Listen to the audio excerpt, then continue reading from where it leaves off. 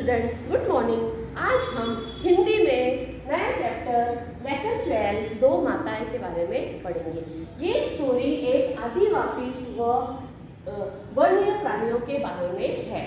ठीक है, नई नई खोज खबर और एक घटना पर आधारित, सच्ची घटना पर आधारित ये कहानी है।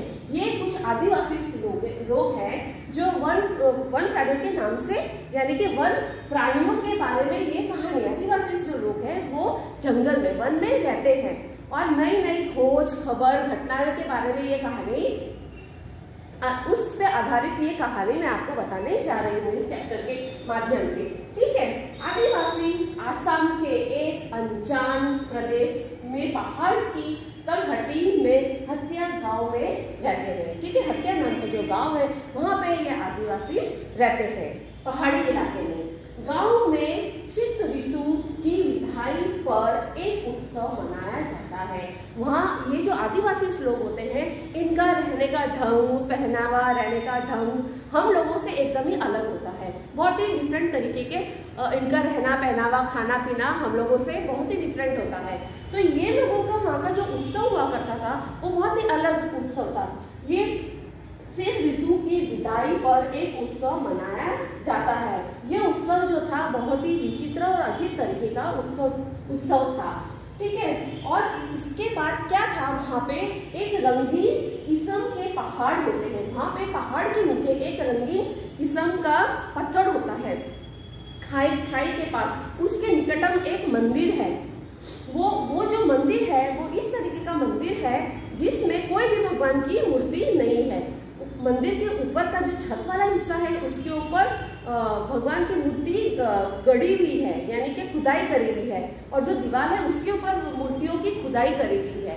और वहाँ के जो लोग हैं, बड़े बूढ़े, गांव के बच्चे वगैरह, बूढ़े बच्चे वगैरह, वो लोग हमेशा उस मंदिर में आते जाते रहते हैं। वहाँ का एक ऐसा फेस्टिवल है या कुछ रिवाज है वहाँ का इस तरीके से कि जब भी कोई भी फसल पकती है तो वो सब है ना, जंगल की जितनी भी सामग्री वगैरह होती है वो सब लेके, बड़े बूढ़े औरत बच्चे सभी गांव के लेके उस मंदिर पे जाते हैं और वहां जाके रख कर आते हैं। तो ये सारी बातें जो तथ्य विभाग के कर्मचारी थे वो सब ये सारी चीजें देखते थे तो उन्हें बहुत गुस्सा आता था कि ये क्या, ना तो खुद खाते हैं ना हमें खाने को देते हैं, और जितना भी जंगल की जो सामग्री है, फल फ्रूट वगैरह जो भी है, गन्ने का जूस वगैरह जो कुछ भी है वो सब जाके जंगल में फेंक कर आ जाते हैं। ये क्या तरीका हुआ, ना खुद खाते हैं ना हमें खाने देते हैं, ये कोई अच्छी बात नहीं है। तो आदिवासी की एक लड़की थी जिसने ये उनकी सारी बातें सुनी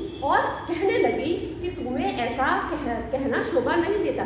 तुम अगर इस तरीके की बात करते हो तो भगवान तुम्हें पाप देगा, क्योंकि तुम इसके बारे में अच्छी तरीके से नहीं जानते। तो वो कर्मचारी बोलने लगे, अच्छा तो तुम ही बताओ, हाथियों को क्या पता चलेगा कि तुम जंगल में जाके सारा ये फल फ्रूट जो भी खाना सब फेंक कर आ जाते हो, उन्हें क्या पता चलेगा? जंगल में तो ऐसे भी बहुत सारे जंगली जानवर रहते हैं, तो क्या वो आके उस खाना को नहीं खा के जाएंगे?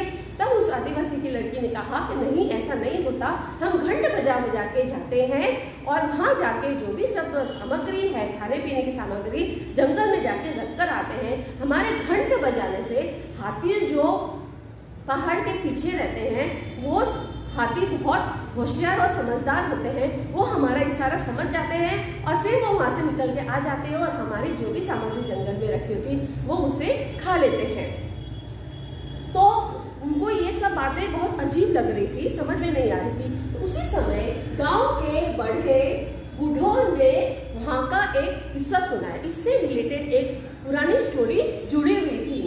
उन्होंने कहा कि ये बहुत पुराने समय की बात है। एक समय ऐसा था इस गांव में जब हाथी और मनुष्य दोनों ही साथ साथ रहते थे, बहुत अच्छी तरीके से मिलजुल के जानवर और हम लोग सब साथ साथ रहते थे। लेकिन अचानक क्या हुआ, विदेशी सौदागर आकर मोहर देकर हाथी खरीद ले जाता था। यानी अचानक बीच में क्या हुआ, विदेशी सौदागर आए, यानी विदेश के लोग आए और वहाँ के जो मेन मुखिया हुआ करता था गांव में, तो आप जानते हो मुखिया सरपंच वगैरह जो होते थे, उसको आके वो सोने की मोहर देके चला जाता था।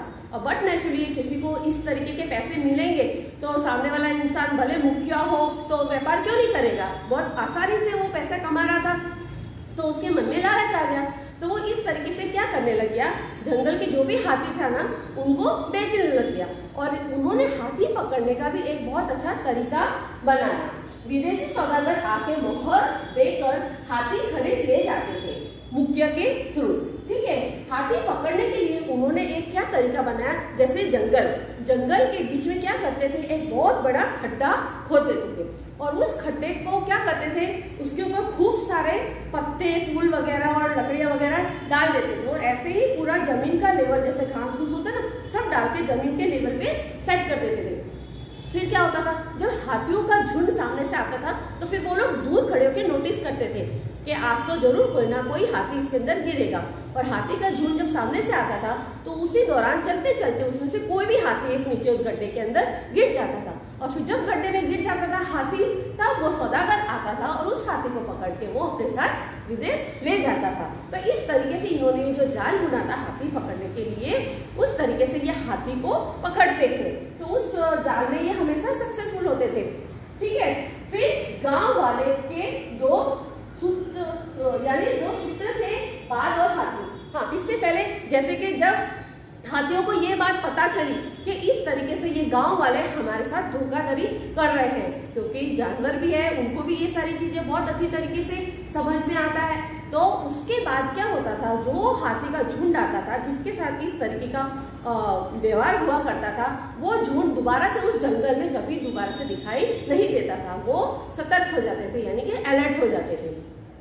अब उस गांव वालों के दो दुश्मन बन गए थे। एक बाघ था, वो बहुत परेशान करता था, जब भी अंधेरा होता था तो गांव में घुस जाता था और सबको परेशान करता था। अब दूसरा, अब ये हाथी भी अब इनके एंटी हो गए, एनिमी हो गए, सही है ना। तो फिर क्या होता था कि जब ये एक उत्सव चला था, वसंत उत्सव मनाते थे ये लोग।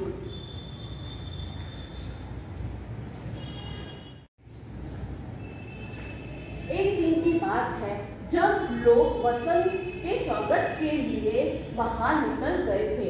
ये उस गांव की बात है जिसकी स्टोरी हम अभी तक कर रहे थे।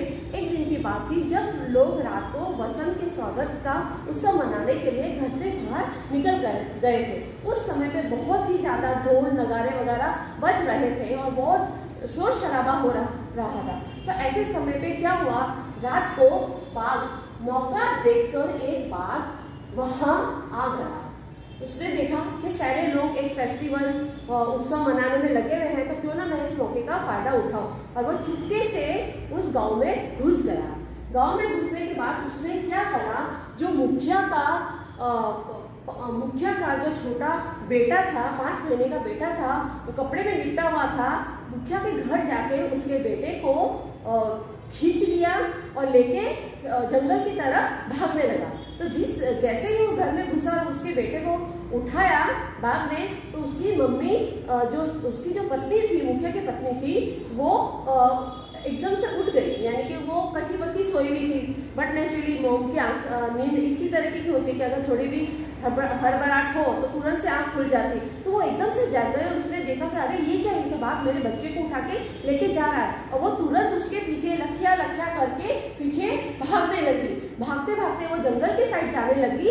तो उसने रास्ते में क्या देखा कि उसी जंगल में एक हथनी अपने बच्चे की रक्षा कर रही थी, चारों तरफ गोल गोल फिर रही थी, क्योंकि उसका जो बच्चा था हाथी, वो उस गड्ढे में गिर गया था और वो अपने बच्चे की रक्षा पूरे गोल गोल खड्डे के आगे बाजू घूम के कर रही थी। तो जब उस हथनी ने देखा कि एक बाघ इस बच्चे को लेके, मुखिया के बच्चे को लेकर जंगल की तरफ भाग रहा है, तो वो हथनी अपने बच्चे की चिंता करे बिना उस बाघ के पीछे भागी और भागकर उसने क्या करा, बाघ के मुंह से उस बच्चे को छुड़ा लिया और वापस लेकर आई। और इस दौरान यहाँ पे क्या हुआ, ये जो मुखिया की पत्नी भाग रही थी उस बाघ के पीछे अपने बच्चे को लाने के लिए, इसने जब देखा कि उस हथनी का बच्चा उस गड्ढे के अंदर गिरा हुआ है और बहुत परेशान है, बाहर निकलने का रास्ता नहीं मिला, तो उससे ये देखा नहीं गया। उसने क्या करा, एक पेड़ लिया और उसकी 2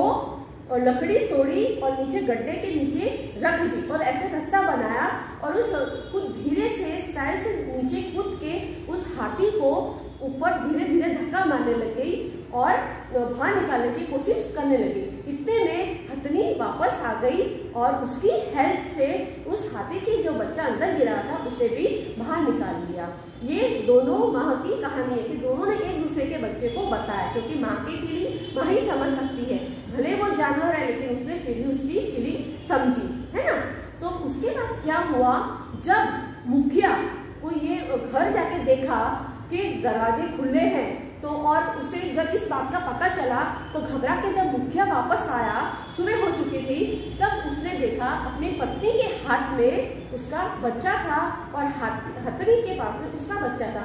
तो ये दृश्य देख के मुखिया एकदम पिघल गया। उसे सारे स्टोरी के बारे में जब पता चला तो वो इतना पिघल गया।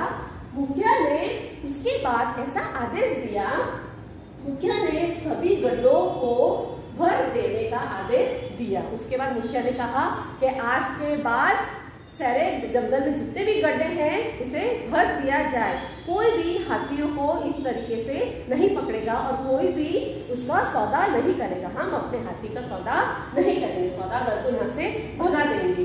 तब से प्रत्येक साल जाड़े के दिनों में खेत में फसल पकने पर हाथियों को निवेद दिया जाने लगा। उसके बाद ये परंपरा बन गई।